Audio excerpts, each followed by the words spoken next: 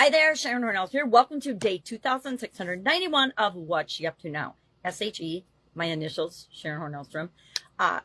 It's just me documenting my journey here as I transitioned originally from the brick-and-mortar corporate world of businesses over a quarter century in corporate America while simultaneously owning, operating, running different types of businesses.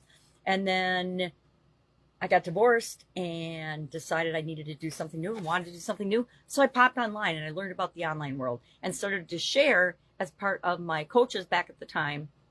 I guess I still mentor with them a little bit, but my main coaches back then were like, you got to get online. You got to do video. Video is the future, da, da, da, da, da, da. So I started just hopping on and documenting my journey every day, talking about what I was doing, what's working, what wasn't working, what was frustrating, what rabbit holes I was going down, because boy, have I gone down some shiny object syndrome holes. Just like I think almost everybody who gets online goes through this same journey and path, unless they have a very conscious reason for doing the things that they're doing. If you're following somebody else's plan and doing that step by step by step by step, that is probably one of the quickest, easiest ways to success. At least success based on how they did it, right? You can duplicate that success.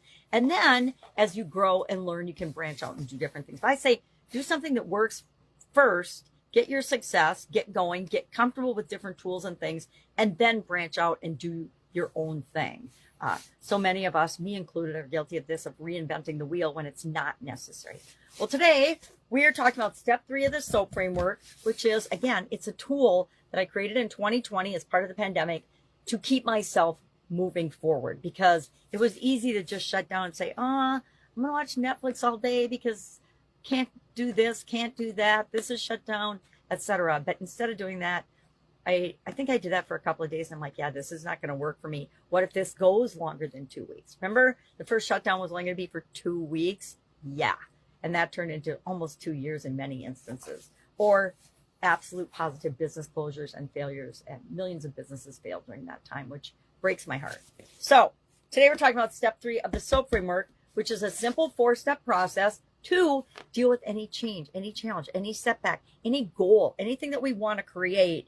We can use this framework for. I love tools like that, right? That are multi-purpose, multifaceted, can use in any area of our life. And that's what I've done with this for, well, since 2020 for sure. And I really used a similar process before then. I just never called it the SOAP framework. And that I named it because when we name something, we can make it our own and we can use it over and over and over again.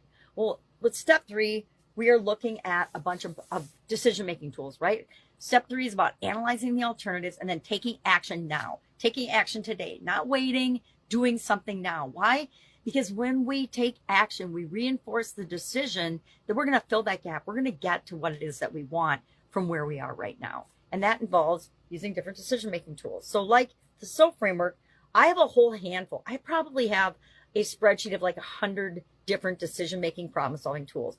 But in these challenges, I only share a handful or so of them. Why? Because I want you to pick your own and get really familiar with them. So when something comes up, you don't have to think about, well, how am I going to figure this out? How am I going to choose among alternatives?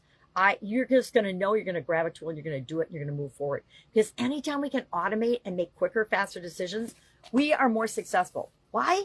Because most people can't even decide where they want to eat or where they want to go out to or what they want to do with their lives, because they can't make a decision and they're afraid to make a mistake. So if you get really good and quick at decision making, you have an advantage both in your personal life as well as in your professional life and running your business. So what are some of the tools I share over and over and over again? Of course, we've got the urine analysis, and we're going to use, depending on how complicated the problem or the challenges that we're facing, will determine how sophisticated a tool we need to select. Urine analysis is a pretty simple yet sophisticated tool for handling different aspects of, I like to use it when the options are really, really different and really diverse.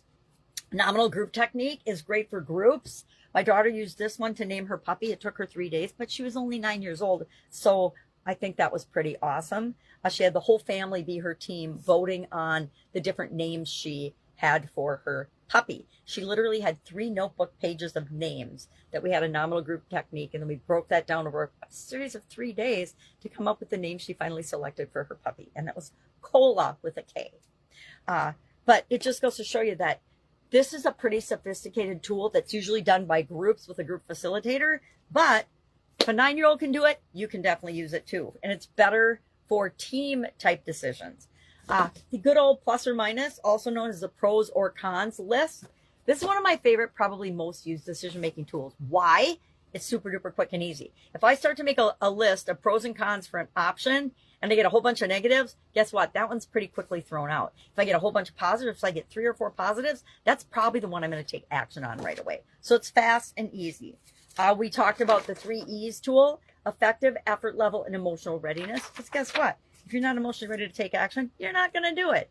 And then also one of my favorites is the head, heart, intuition. Why? Because I've shared several times in stories about how whenever I don't listen to one of those areas, I make the wrong decision or the wrong choice, or a decision that is not best for me, or best for my organization, or best for my family, or best in terms of even at the time, right? I think it is, but if I stuff down my intuition because my gut's saying, no, do not take that person as a partner.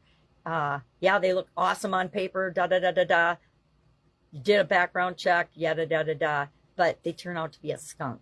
So got to listen to all 3 areas and aspects of our life: our intellect, our heart, and our gut, right? Our intuition. All right, so if I can help you anyway, guess what? Ask me. Please ask. Please, please, please. That's what I'm here for. That's my way of contributing, is answering questions and helping to direct people where you need to go in order to get the results that you want in your life. Because that's what it's all about. It's all about you becoming a better version of yourself. And we do that through personal development and growth and looking into things and being curious about things.